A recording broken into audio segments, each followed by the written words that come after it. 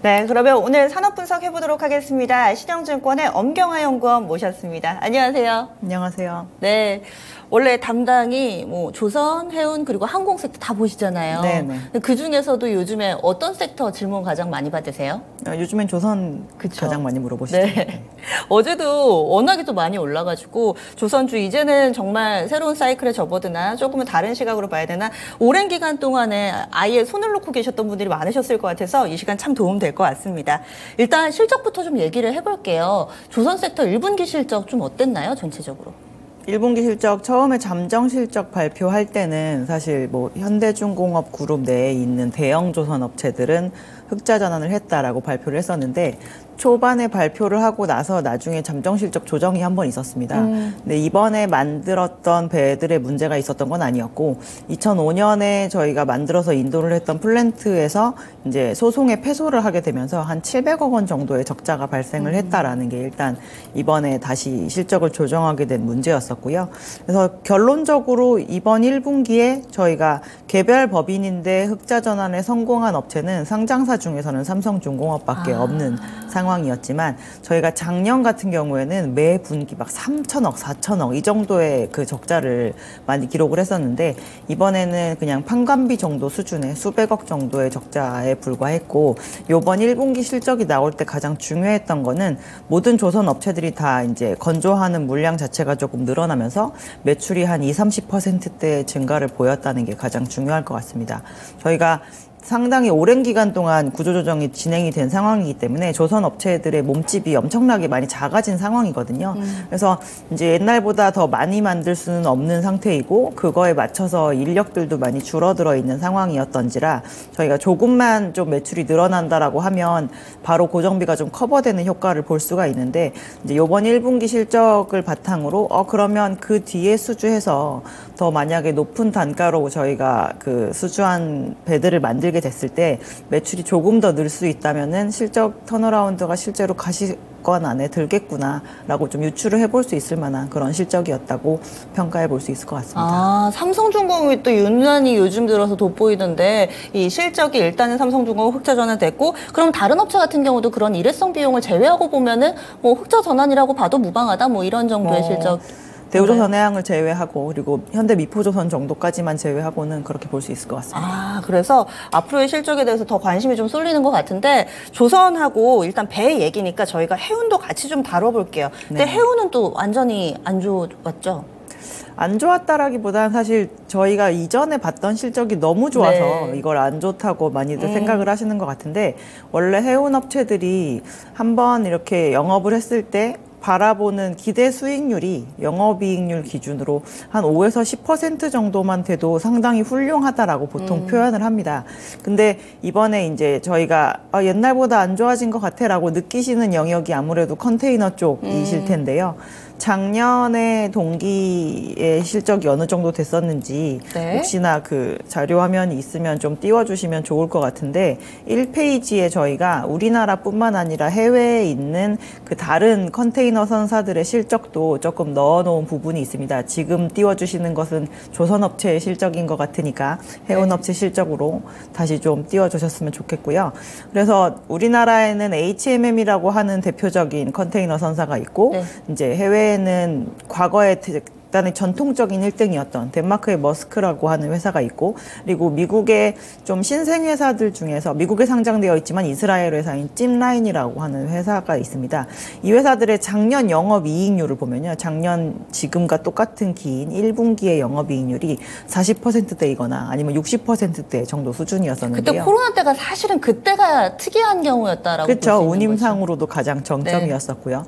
근데 이제 이번에 우리나라의 HMM 같은 경우는 14.7% 그리고 덴마크의 머스크 같은 경우는 이제 19.9% 그리고 찜라인은 이번에 영업 적자 전환했습니다. 그래서 대단히 급격하게 거의 60%포인트 이상의 이제 영업 마진이 좀 내려앉다 보니까 저희가 이거에 대해서 상당히 걱정을 하시는 건데 그럴 만큼 정말 운임도 많이 빠졌거든요. 저희가 5,100을 상회했던 그 컨테이너 대표 운임이라고 볼 수 있는 SCFI가 지금은 900대까지 빠져 있는 지금 상황입니다. 화면에 나가는데 코로나 이전 수준까지 다시 회귀한 거잖아요. 완전히 이제 모자 모양으로 네. 딱 돌아간 거를 확인하실 수가 있을 텐데요. 당연히 운임이 원점으로 돌아가니까 수익성도 이제 옛날 수준으로 돌아가는 건데 네. 그럼에도 불구하고 이번 1분기 실적은 사실 평년에 나오는 영업이익률 대비해서는 상당히 좋은 편이었다. 근데 만약에 저희가 이 내려온 운임이 앞으로의 영업 실적에도 추가로 더 진행이 된다라고 한다면 2분기, 3분기 실적도 조금씩 더 안 좋아지는 모습을 아마 감내를 해야 될 것이다라고 추정해 볼 수 있을 만한 상황입니다. 아, 그래서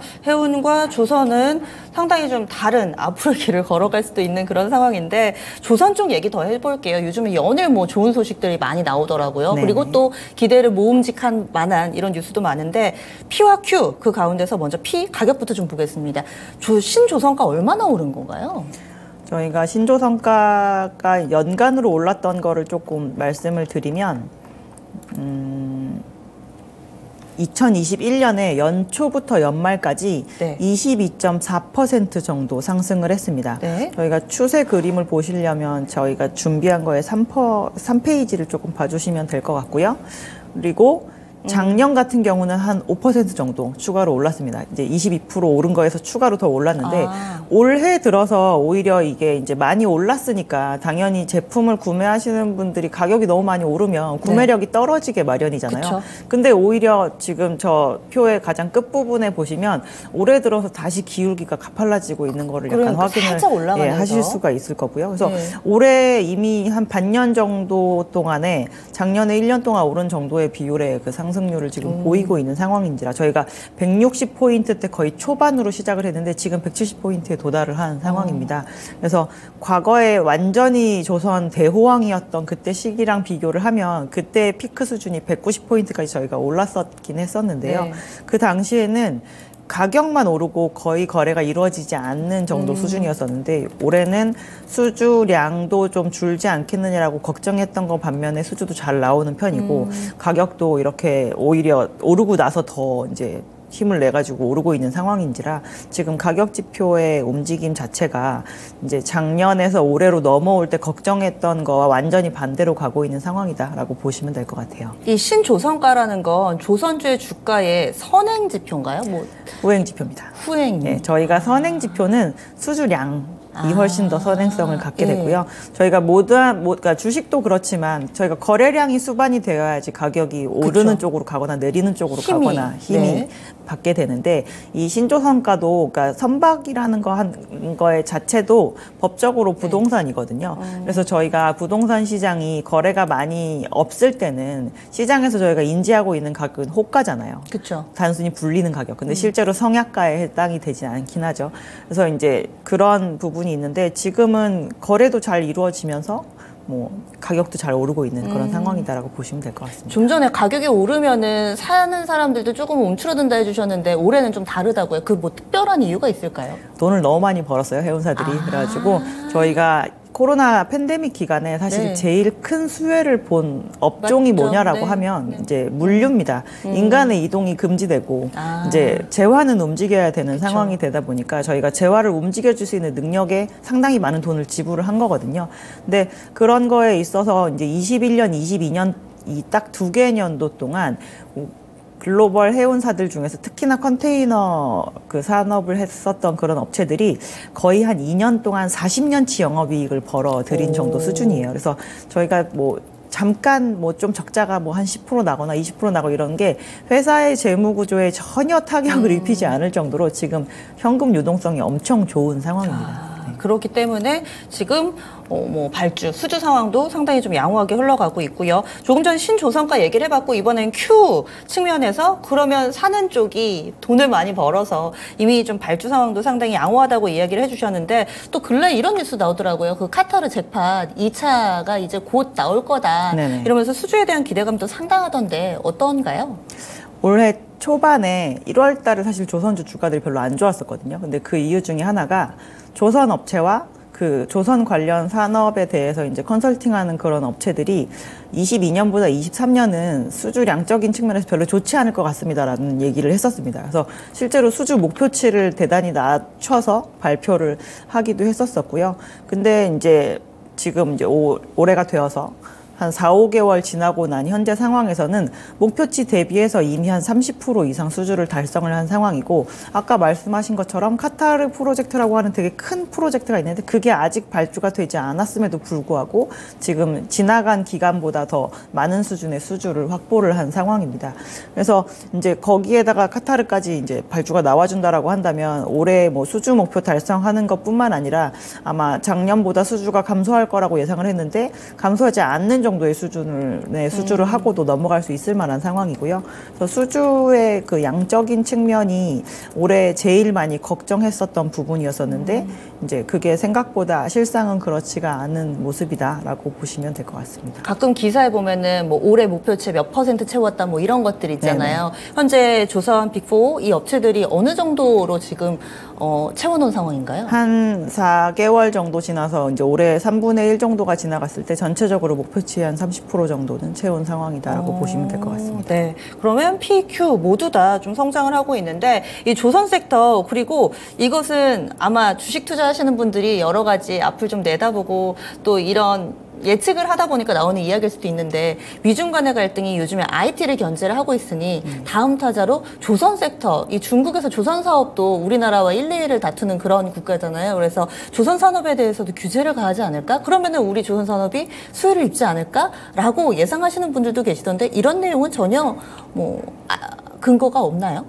근데 미국은 이 선박 시장에 있어서의 큰 소비자는 아닙니다. 그러니까 해운사들의 이렇게 메가 해운사들이 미국 국적인 업체는 거의 네네. 없는 상황이거든요. 그래서 유럽에 있는 수많은 선주들이 이제 한국 또는 중국으로 이제 발주를 하게 되는 부분인지라 이런 네. 뭐 IRA나 이런 것이 발표될 때 사실 조선 산업에서는 크게 신경 써야 되는 부분은 많지 않은 것 같습니다. 네. 그러면 이제 전략으로 들어가기에 앞서서 지금 대우조선해양이 오늘 같은 경우는 다소 좀 약세 움직임 나타내고 있는데 사명이 이 한화오션으로 바뀌잖아요. 바뀌었죠. 네. 그거는 그냥 정말 간판만 바뀌는 거예요? 뭐 하나그룹으로 편입이 되는 거에 대한 가장 강력한 그 이름을 바꾸는 것부터 네. 일단 시작을 해야 되겠죠. 그리고 이제 처음에 인수를 할 때부터 뭐 저희가 이제 방산이랑 관련된 부분, 그리고 이제 에너지 안보랑 관련된 친환경적인 에너지에 대한 부분에 포커스를 맞춰서 전략적으로 이제 그룹의 방향성에 맞게 네. 대우조선해양 이제 하나오션으로 바뀐 그 회사도 그쪽으로 이제 포커스를 맞추겠다라는 의미로 해서 좀 결정을 한 것으로 알고 있습니다. 전략에 있어서는 두 가지를 여쭤볼게요. 이 조선 섹터 내에서 토픽으로 보는 종목이 궁금하고요. 두 번째로는 조선 산업 볼 때 이거는 좀 조심해야 된다, 혹은 집중적으로 살펴봐야 된다. 예를 들어서 신조선가를 보자, 뭐 LNG선 잘하는 회사가 좋아요 라든지 이런 팁을 주실 수 있다면요?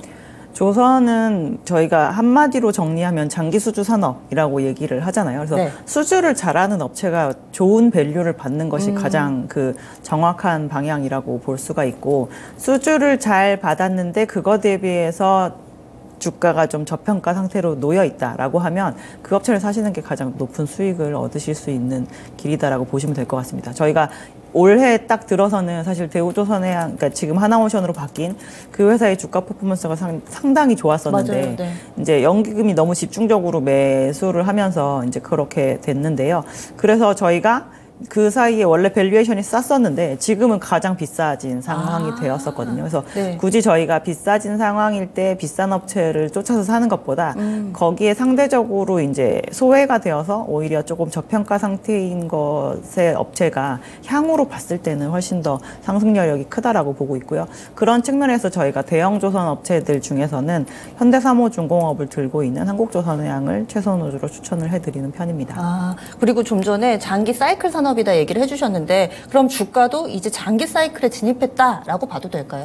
저희가 실적이 턴어라운드 하는 시점이 이제 약간 다른 국면이 있다라고 얘기를 할 수가 있는 게, 과거에 그 2007년 초호황일 때도 그 이전에 분명히 매일매일 성과는 오르고 매일매일 수주를 많이 받고 있는데 적자가 나는 구간이 있었거든요. 네. 그때가 2004년 하반기부터 2005년 상반기 정도까지 만 1년간 그렇게 적자가 났었는데, 그래서 그 이전에 성과가 좋다는 이유로 막 올랐던 그 주가를 그 1년 동안 전부 다 반납을 했었습니다. 네. 근데 이게 실적이 턴어라운드 되자마자, 그러니까 실적이 분명히 턴어라운드 될 걸 아는데 그때도 너무 호황이다 보니까 재료 가격이 올라가지고 저희가 적자를 봤었던 거였거든요. 그래서 그게 턴어라운드를 하자마자 그 그냥 이 섹터 전체에 주는 밸류에이션 자체가 레벨이 이제 완전히 달라져 버리는 상황이 됐습니다. 그래서 이제 저희가 지금 수주한 것들을 가지고 수주 잔고가 워낙 많이 차 있기 때문에 23년 대비 24년, 24년 대비 25년까지 계속 매출도 성장하고 만드는 제품의 단가도 올라갈 거라는 거는 거의 확정적인 상황이거든요. 네.